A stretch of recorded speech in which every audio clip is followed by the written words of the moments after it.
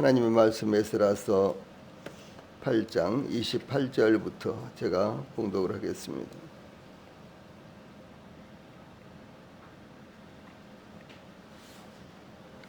지금 봉독하겠습니다. 그때 내가 제사장의 우두머리들 중 12명 곧 세레바와 하사바와 그의 형제 10명을 따로 세우고 그들에게 왕과 모사들과 방백들과 또 그곳에 있는 이스라엘 무리가 우리 하나님의 성전을 위하여 드린 은과 금과 그릇들을 달아서 주었으니 내가 달아서 그들 손에 준 것은 은이 650달란트요 은그릇이 100달란트요 금이 100달란트며 또 금잔이 20개라 그 무게는 1000다리기요 또 아름답고 빛나 금같이 보배로운 놋그릇이 2개라 내가 그들에게 이르되 너희는 여호와께 거룩한 자요 이 그릇들도 거룩하고 그 은과 금은 너희 조상들의 하나님 여호와께 즐거이 드린 예물이니 너희는 예루살렘 여호와의 성전 골방에 이르러 제사장들과 레위 사람의 우두머리들과 이스라엘의 족장들 앞에서 이 그릇을 달기까지 삼가 지키라. 이에 제사장들과 레위 사람들이 은과 금과 그릇을 예루살렘 우리 하나님의 성전으로 가져가려 하여 그 무게대로 받으니라. 아멘. 30절 말씀까지입니다. 이 대목에는 하나님께 드려진 예물의 구체적인 내용이 나오고 있습니다. 그래서 본절로부터 즉 8장 24절로 30절까지는 에스라 중심의 제2차 귀환자들이 아하와 강가를 떠나기 위해 준비하는 과정을 기록하고 있는데 귀환자들이 가져갈 물질을 관리할 책임자들을 임명하고 맡기는 내용을 기록하고 있습니다. 특별히 24절과 25절에는 예물을 관리할 일꾼들을 선발하고 있는데 이와 같이 에스라는 예루살렘을 향하여 출발하기 직전 하나님께 드릴 예물을 관리할 일꾼들을 따로 세웠는데 24절 말씀 그때 내가 제사장의 우두머리들 중 12명 곧 세레바와 하사바와 그의 형제 10명을 따로 세우고 라고 증가하고 있습니다. 우리말 번역본은 제사장의 우두머리들 중 곧 세레바와 하사바를 포함해서 12명의 제사장들을 임명했다는 것으로 이렇게 보이는데 제사장이 12명, 세레바와 하사바를 포함한 레인이 12명이라는 이와 같은 의미입니다. 원본은 그렇게 나타납니다. 즉 제사장의 우두머리 중 12명과 레인들 중 세레바와 하사바와 그의 형제 10명이라는 의미입니다. 그래서 모두 다 제사장이 12명 그리고 레인 이 선발된 레인이 12명 그래서 모두가 다 포함하면 24명이다. 이제 이런 의미입니다. 그러므로 관리인으로 제사장 12명과 레인 12명을 세웠다는 것입니다. 제사장들은 거룩한 물건을 관리하고 레인들은 그것들을 운반하는 일을 담당하기 위해서 이렇게 세워진 것입니다. 물론 이제 물건들은 제사장 12명이 운반할 수 있는 것이나 혹은 또 제사장들은 그것을 관리하고 레인들 12명이 그것을 운반할 수 있는 그와 같은 것이 아닙니다. 더 많은 인원이 어쩌면 이 운반 인원이 한 100명 정도 이렇게 되었을 것으로 추정할 수 있습니다. 그래서 이와 같은 사람들을 관리할 사람들로 제사장 12명과 레인 12명이 선발되었다라고 하는 의미입니다. 여기 따로 세우고라는 말씀이 24절에 나오죠. 이 말씀은 나누다, 구별하다 라는 의미에서 온 단어로 합해져 있는 이 둘을 완전히 구분하는 것을 의미합니다. 하나님께서 빛과 어둠을 나누셨으며 창세기 1장 4절 또 낮과 밤을 나누셨습니다. 창세기 1장 14절 어떤 모습인지 우리가 상상이 가지 않지만 하나님께서 최초로 빛을 만드시고 그때 빛과 어두움이 구분이 없었습니다. 어떤 모습인지 참 상상도 할 수가 없습니다. 또 뿐만 아니라 하나님께서 낮과 밤을 나누셨는데 낮과 밤이 없을 때 또 어떤 모습이었는지 알 수가 없습니다. 레위기서 10장 10절에서는 거룩하고 속된 것을 분별하며 부정하고 정한 것을 분별하도록 하신 것이 나타납니다. 아론이 죽고 엘르아사를 그 아들 엘르아사를 구별하여 아론을 이어 대제사장이 되게 하셨으며 신명기 10장 8절에 그때 여호와께서 레위지파를 구별하여 여호와의 언약궤를 매게 하며 여호와 앞에 서서 그를 섬기며 또 여호와의 이름으로 축복하게 하셨으니라고 레위인들을 이스라엘 12지파 가운데서 구분하신 이와 같은 모습을 볼 수가 있습니다. 초대교회에서는 사도행전 13장 2절에서 주를 섬겨 금식할 때에 성령이 이르시되 내가 불러 시키는 일을 위하여 바나바와 사울을 따로 세우라 하시니 이런 말씀이 나옵니다. 즉 성령님께서 바나바와 바울을 따로 세우도록 지시하심으로 사도 바울의 제1차 전도 여행이 시작되었습니다. 사도 바울은 에베소서 19장 사도행전 19장 9절에 어떤 사람들은 마음이 굳어 순종하지 않고 무리 앞에서 이 도를 비방하거늘 복음을 비방했다는 것입니다. 바울이 그들을 떠나 제자들을 따로 세우고 두란노 서원에서 날마다 강론하니라 라고 이 전문적인 제자 양육 사역이 시작되었던 것을 증거하고 있습니다. 이 사도 바울이 이와 같이 이 구원받은 사람들 제자들을 따로 세우고 그들을 이제 집중적으로 교육을 했는데 그것이 바로 두라노 서원에서의 사도 바울의 사역이었습니다. 그리고 그 사역은 무려 2년 동안이나 지속되어서 많은 일꾼들, 복음의 일꾼들, 교회의 일꾼들이 배출되었던 것을 의미하고 있습니다.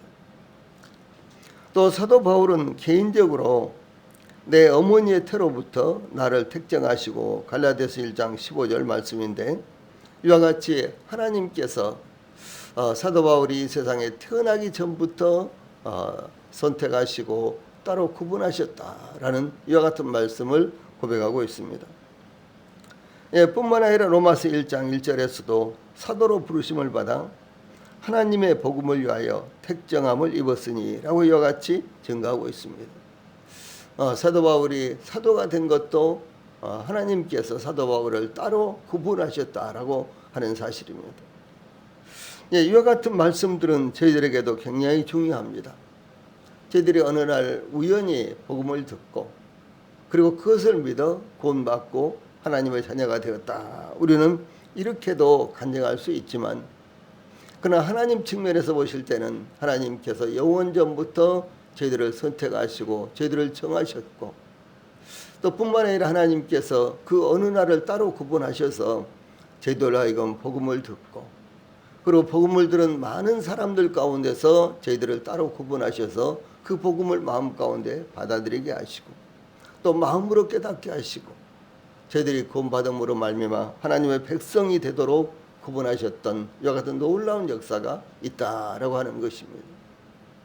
이와 같은 사도 바울의 고백은 로마서 1장, 갈라디아서 1장, 그리고 에베소서 1장에도 분명하게 명시적으로 나와 있습니다. 그러므로 저희들이 어느 날 복음을 듣고 구원받았다 이렇게 우리가 말할 수 있지만 그러나 그 배경에는 하나님께서 영원전부터 시간이라는 개념이 있기 전부터 그리고 하나님께서 창조를 하시기 전부터 저희들을 하나님께서 그 마음에 두시고 선택하시고 정하시고 부르셨다라는 사실을 생각할 때 정말 하나님 앞에 감사하고 또 감사할 수가 있다라고 하는 사실입니다. 에스라가 이들을 따로 세운 목적은 25절에 그들에게 왕과 모사들과 방백들과 또 그곳에 있는 이스라엘 무리가 우리 하나님의 성전을 위하여 드린 은과 금과 그릇들을 달아서 주었으니 해서 그들에게는 제일 먼저 25절에 그들에게로 시작하죠. 그 예물들을 관리하는 제사장들과 레인들을 의미합니다. 은과 금은 바사의 아닥사스다 왕과 모사들과 방백들과 그곳에 있는 이스라엘 무리 즉 에스라와 함께 가나안 땅으로 귀환하지 못하는 돌아오지 못하는 유대인들이 하나님의 성전을 위해서 드린 것이었습니다. 아직도 많은 유대인들이 이 바벨론과 바사에 남아 있었던 모습을 에스더서 9장 30절에 보면 나타나고 있습니다. 그래서 1차로 스룹바벨 여호수아와 함께 귀환한 자들이 있었고 2차로 이제 여기 에스라와 함께 귀환한 자들이 있었고 그리고 3차 귀환이 이루어졌는데 3차 귀환은 느헤미야와 함께 소수가 귀환을 합니다. 그런데도 불구하고 여전히 대부분의 유대인들은 바사와 바벨론에 남아 있었다라고 하는 것입니다. 그러므로 이 귀환 자들이 얼마나 독특하고 얼마나 중요한 사람들입니까? 하나님께서 그들의 마음을 감동시키셔서 당연히 이제 70년 100년 이상 되었기 때문에 그들이 바사에서 바벨론에서 완전히 자리를 잡고 이제 그들의 생활이 뿌리를 내리고 있는데 이제 또 다시 예루살렘으로 올라간다는 것은 고난을 자초하는 것이었습니다. 당연히 많은 고난이 여행길뿐만 아니라 다시 예루살렘으로 올라가서 그리고 유대 땅에서 그들이 또 새롭게 이 터전을 잡기 위해서 고군분투해야 되지 하지 않으면 안 되는 그와 같은 상황에 있었던 것입니다. 그런데도 불구하고 이 귀환자들은 예루살렘으로 올라가서 성전을 건축하고 또 예루살렘으로 올라가서 하나님의 말씀대로 하나님을 섬기고 또 예루살렘으로 올라가서 예루살렘 성벽을 재건하는 일을 위해서 그들이 자원했던 이와 같은 사람들입니다. 그러므로 이 귀한 자들이 얼마나 위대하고 놀라운가 이런 부분을 우리가 상상할 수가 있습니다. 예를 들어서 이제 모세에 의해서 이스라엘 백성들이 출애굽할 때 과연 100% 유대인들이 이스라엘 백성들이 다 출애굽했을 것으로 생각합니다. 그러나 혹시 그들 가운데 어떤 사정으로 인해서 출애굽을 하지 못하고 함께 애굽에서 나오지 못하고 애굽에 머물러 있다라고 한다면은 그들은 얼마나 불행한 사람들입니까? 그런데 출애굽을 한다는 그 자체가 정말 고통스러운 이와 같은 과정이었습니다.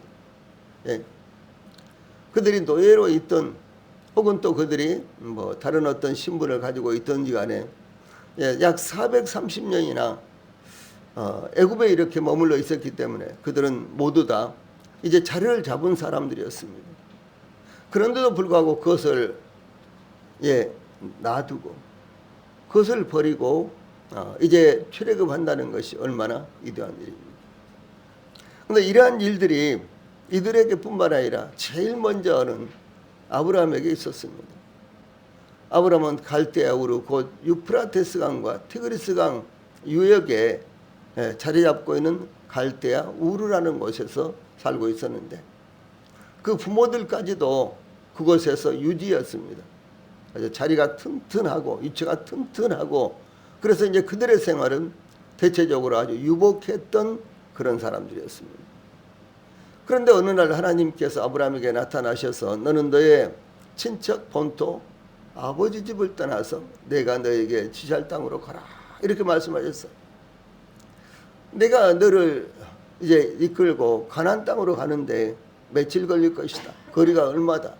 가는 과정 가운데는 어떨 것이다. 이런 말 한 말씀도 하지 아니하시고 내가 지시하는 대로 가라 이렇게 말씀하셨어요. 그래서 이제 아브라함이 한 걸음발 두 걸음발 하나님의 지시를 따라서 간 곳이 바로 하란이었습니다. 그리고 그 하란에서 이제 아버지가 돌아가시자 이제 또 다시 거기서 출발해서 가나안 땅으로 왔다라고 하는 것입니다. 근데 가나안 땅에 와 보니까 가나안 족속들이 이미 완전히 다 차지하고 자리를 잡고 있었습니다. 그래서 성경은 증거하기를 가나안 땅에 아브라함이 왔지만은 아브라함에게는 조금도 그 땅을 아브라함에게 조금도 그 땅이 용납되지 않았다, 이렇게 증거하고 있습니다. 이 갈대아 우리에서 편안한 삶, 예, 그것을 뒤로하고 하나님의 인도하심을 받아서 가나안 땅으로 왔을 때 아브라함에게는 그곳에 터전을 잡기가 대단히 어려운 환경이었다라고 하는 것입니다. 이 하나님께서 그러나 아브라함을 불러서 이와 같이 갈대아 우리에서 떠나서 가나안 땅으로 이주하게 하시고 하나님의 백성을 일어나게 하신 것이 얼마나 놀라운 일입니까? 그것이 얼마나 위대한 일입니까? 저희들도 마찬가지입니다. 저희들도 구원받은 것, 이것은 정말로 놀라운 일입니다. 예? 이것이 저희들에 의해서 이루어진 것이 아니라 하나님에 의해서 이루어졌기 때문에 더욱 놀라운 것입니다. 그러므로 우리가 구원받은 것, 이것을 가볍게 여기시면 절대로 안 되는 것입니다. 이건 정말 놀라운 것입니다. 그리고 25절에 또 우리 하나님의 성전을 위하여 드린 은과 금과 그릇들, 이런 말씀이 나오는데 여기서 드리다라는 이와 같은 말씀은 올리다, 높이다를 의미하는 말에서 온 곳으로 높은 곳에 물건을 올려놓는 것을 의미합니다. 또 높은 사람에게 예물을 바치는 행위를 표현할 때 사용되는 단어입니다. 특히 이 드리다, 이 말씀은 하나님께 예물을 드릴 때 사용되는 표현입니다. 예, 그러므로 성막을 건축할 때 드려진 물건들, 또 성전을 재건하도록 바사왕과 그 밖의 사람들이 드린 예물, 또 반세겔의 속죄금, 또 제사장들을 위해서 지정된 11조의 11조 등의 이 드리다라고 하는 이 단어가 사용이 됐습니다. 여기 레위기서 2장 9절에 보면은 그 소재물 중에서 기념할 것을 가져다가 그랬는데, 이 가져다가라는 말이 드리다라는 말씀입니다. 그래서 제단 위에서 불사를 지니 이는 화제라 여호와께 향기로운 냄새니라. 그래서 이 성경에서 이 드리다라는 이 말씀은 제의적으로 하나님 앞에 제사를 드리기 위해서 하나님 앞에 물질을 드릴 때, 희생제물을 드릴 때, 소제를 드릴 때 주로 사용됐습니다. 또 민수기 18장 이 30절과 32절에서 이러므로 너는 그들에게 이르라 너희가 그 중에서 아름다운 것을 가져다가 드리고, 그래서 여기 드리고가 한번 나오고, 남은 것은 너희의 레인에게는 타작마당의 소출과 이 포도주 틀의 소출같이 되리니, 32절에 너희가 그 중 아름다운 것을 받들어 드린즉, 여기에 드린즉 그래 받들어 드린다 이렇게 해서 이로 말미암아 죄를 담당하지 아니할 것이라 너희는 이스라엘 자손의 성물을 더럽히지 말라 그래야 죽지 아니하리라, 이런 말씀이 나옵니다. 그래서 우리가 예배를 원래는 예배한다 혹은 예배하다라는 단어예요. 이 예배라는 단어가요, 예배하다, 예배한다. 근데 우리는 예배 드린다라고 많이 표현하잖아요. 그럼 어떤 분들은 예배 드린다, 무엇을 이렇게 드린다 하는 이 표현은 옳지 않다고 말합니다. 예배 자체가 하나님 앞에 드리는 것이기 때문에, 그런데 예배 드린다라고 할 때 이 드린다라는 이 단어가 원래 이와 같이 하나님 앞에 제사를 드릴 때, 하나님 앞에 물질을 드릴 때, 희생제사를 드릴 때 사용되는 단어라는 것이죠. 저희들이 연보를 얼마 하건 그것이 문제가 아니라, 연보는 하나님께, 교회에 하는 것이 아니고, 당연히 목사한테 하는 것이 아니고, 그렇죠. 목사님에게 예배하는, 헌금하는 게 아닙니다. 이 연보는 목사님에게 하는 것이나 교회에게 하는 것이 아니라 하나님께 드리는 것입니다. 이 자체가 제사라는 것이죠. 예배를 드린다. 예배 자체가 제사가 되는 것입니다. 우리가 찬송을 드린다. 찬송 자체가 예배가 되는 것입니다. 찬양 시간 우리가 지금 뭐 찬송 찬양 세 곡 하고 맙니다. 시간상 그렇게 오래 하지 못합니다. 예, 그런다고 할지라도 그 찬양 시간 자체를 별로 귀중하게 여기지 않을 수도 있습니다. 우리 성도들이야. 그리고 예배 시간에 뭐 설교를 듣는 것, 그것을 가장 중요하게 여길 수도 있습니다. 그렇지 않습니다. 우리가 하나님 앞에 찬양하는 것, 이것이 예배입니다. 그리고 그것은 아주 거룩한 것입니다. 또 뿐만 아니라 우리가 예배 시간에 이제 신앙 고백을 하고 찬송을 하고 또 하나님의 말씀을 듣는 이 자체가 예배예요. 그리고 어떤 교회에서는 예배는 드린다라는 그런 의미이기 때문에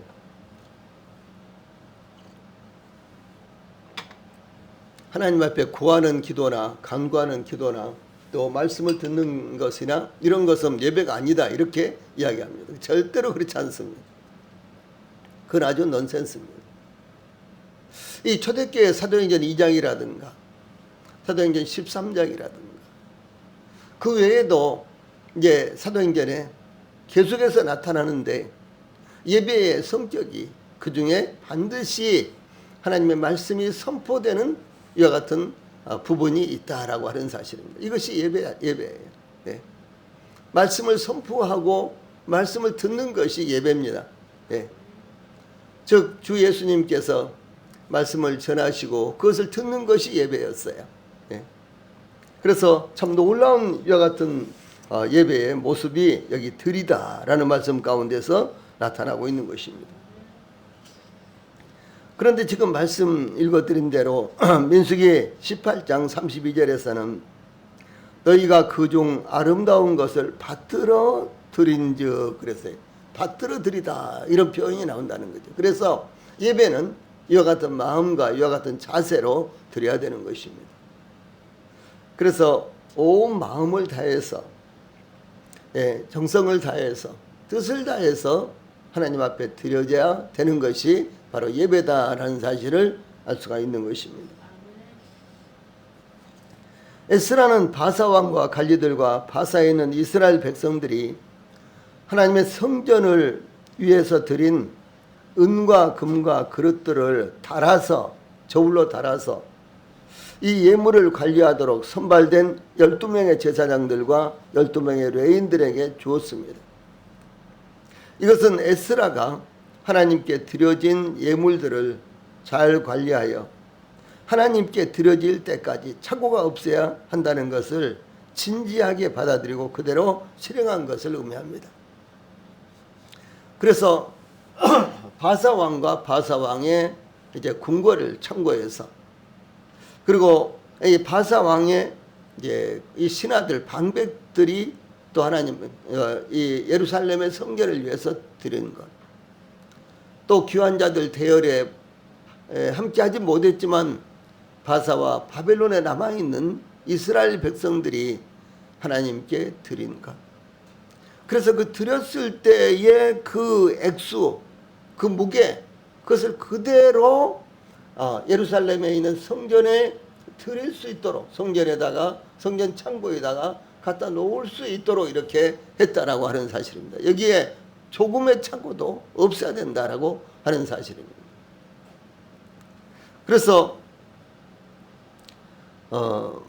이 바사에서 그 하나님께 드려진 물질을 이제 받았을 때와 예루살렘 성전 창고에 갖다 놨을 때의 그 무게가 똑같아야 된다라는 것을 의미를 하는 것입니다.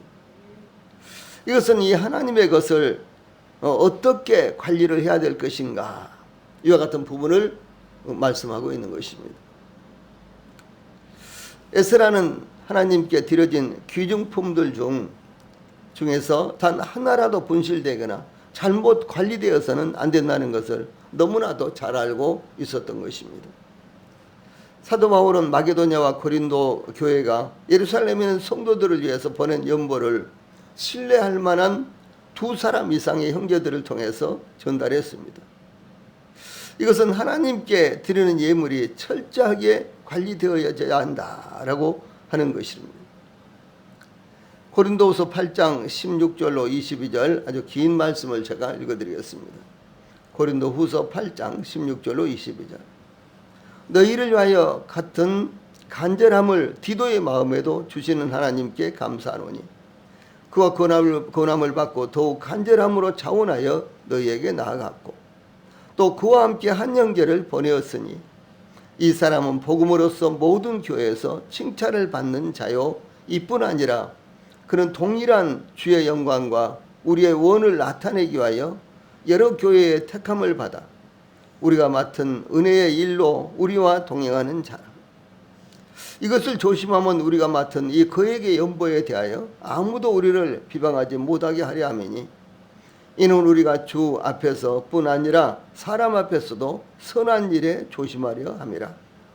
또 그들과 함께 우리의 한 형제를 보내었노니 우리가 여러 가지 일에 간절한 것을 여러 번 확인하였거니와 이제 그가 너희를 크게 믿음으로 더욱 간절하니라. 이런 말씀을 편지에 썼습니다. 무슨 의미인 거는 이 마게도냐 교회들과 그리고 고린도 교회가 예루살렘에 있는 성도들, 예루살렘 교회를 위해서 이제 연보를 했는데 아주 거액의 연보를 했습니다. 그들이 한 1년 정도 연보할 것을 계획을 세우고 연보했던 이와 같은 액수였습니다. 그리고 이 마게도냐 교회들은 대체적으로 시련이 많았지만 그러나 부유했던 이와 같은 교회였습니다. 특별히 고린도 교회는 더욱 부유했던 이와 같은 교회였습니다. 여기서 이제 연보를 이제 계획하고 그리고 이제 연보를 이제 해서 예루살렘 교회에 보내는데 아주 거액의 연보였습니다. 그래서 그것을 관리하기 위해서 이제 디도라는 사도 바울의 제자 디도라는 이와 같은 형제와 또 다른 형제가 자원해서 그것을 이제 가지고 가게 됐는데, 그러니까 이제 사도 바울과 아주 친근한 관계인 두 사람이 일을 맡았는데, 그런데 이제 마게도냐 교회와 고린도 교회도 각각 사람을 또 딸려 보내서 함께 이것을 예루살렘으로 가져가게 했다는 것이죠. 그리고 또 마지막에 사도 바울 아주 친근한 사도 바울과 친근한 사도 바울이 또 신뢰할 수 있는 형제 한 사람이 더 거기에 포함이 돼서 함께 이렇게 가지고 갔다라고 하는 것이죠.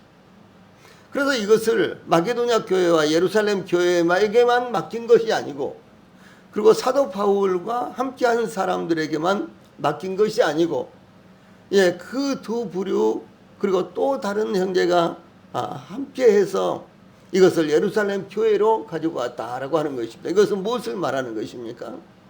이것은 마게도냐 교회와 고린도 교회가 이제 예루살렘 교회를 위해서 연보를 했는데, 그것이 그 액수에서 추워도 문제가 생기지 않도록 그대로 그것을 예루살렘 교회에 이제 전달할 수 있도록 이렇게 아주 철저하게 했다라는 사실을 의미를 하는 것입니다.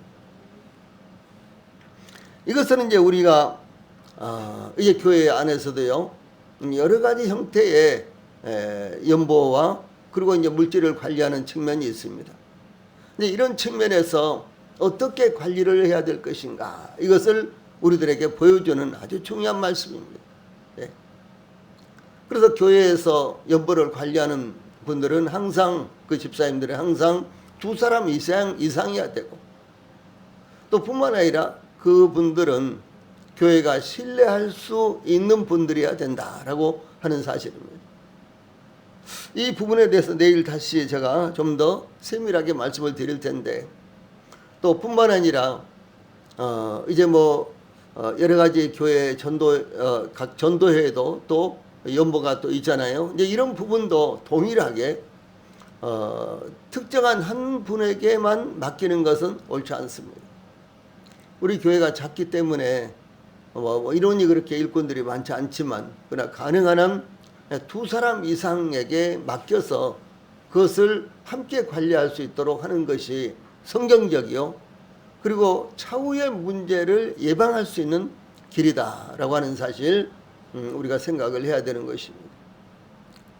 금년 2024년 1년을 돌아보면서 우리가 하나님 앞에서 돌아봐야 될 것들이 참 많습니다. 우리가 어떻게 하나님을 섬겨야 되는지, 또 교회는 어떻게 하나님을 섬기고 하나님의 뜻을 따라서 하나님 앞에 드리는 일을 했는지, 이제 이와 같은 부분들을 우리가 이 이제 시기에 이제 생각해 보고 참 하나님 앞에 우리 자신들을 드리는 삶이 얼마나 중요한 것인가라는 것을 기억을 하시기를 바랍니다. 예, 기도하겠습니다. 기도하신 후에